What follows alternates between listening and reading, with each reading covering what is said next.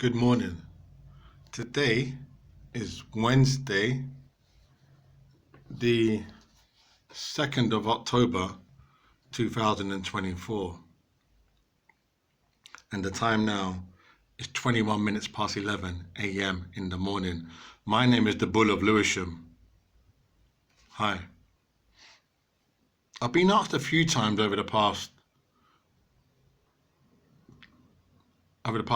few years, or maybe longer, say in a 10-year period, I've been asked about twice that I can remember, twice. In 10 years, I've been asked twice.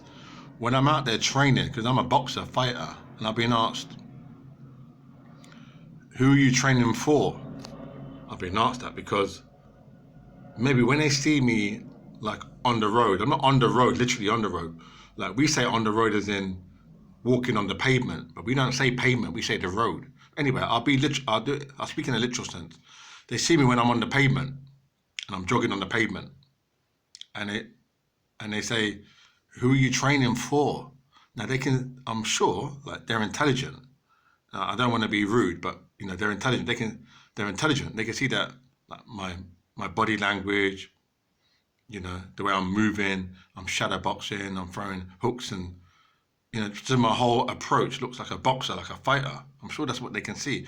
If they can't, maybe they can't see that, so I can understand that. Maybe they can't see intellectually or how they're observing that I'm a fighter boxer. Maybe I look like just a jogger. Maybe I look like a marathon runner, like Mo Farah. Maybe I look like Mo Farah. They think I'm a long distance runner.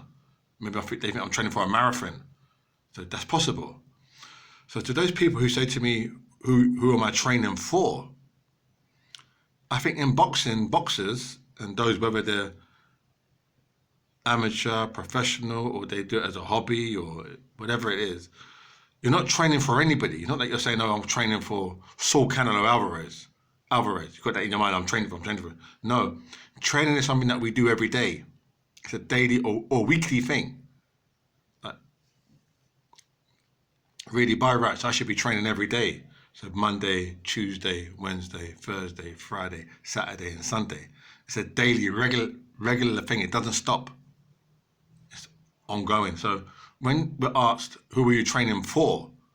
That's not really an intelligent question that we can answer, because we're always training. It's another word for training is exercising.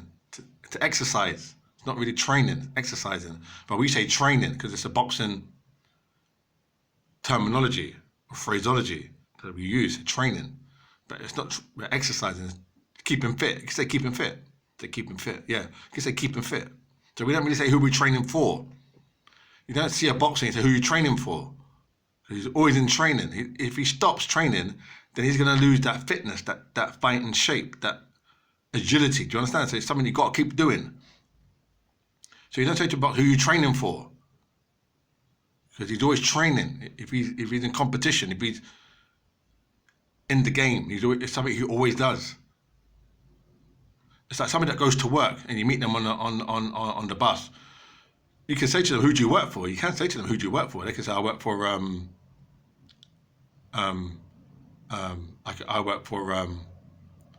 John Lewis in Oxford Street. I work for John Lewis. You say, oh, you work for John Lewis, so that's fine. In that context, you say, who do you work for? They can say to you, who do you work for? You say, I work for a finance company, or I'm an administrator at a company in my local area, Hounslow. You can say that, yeah, that's fine. But when it comes to boxing, that sport, if you say to a boxer who you see on the pavement, and he's shadow boxing, he's throwing hooks and uppercuts, you say, who are you training for? He'll give you a blank look, because he may have an up-and-coming fight, but most of the time, they don't have an up-and-coming fight, or they may do. It depends on the boxer or his level. He may have an up-and-coming fight. So he can say to you, okay, I'm training for Anthony Joshua, for instance. I just picked that name out of nowhere. So he's saying Anthony Joshua. So you can say, oh, you're training for Anthony Joshua. He can say, yeah, I'm training for Anthony Joshua.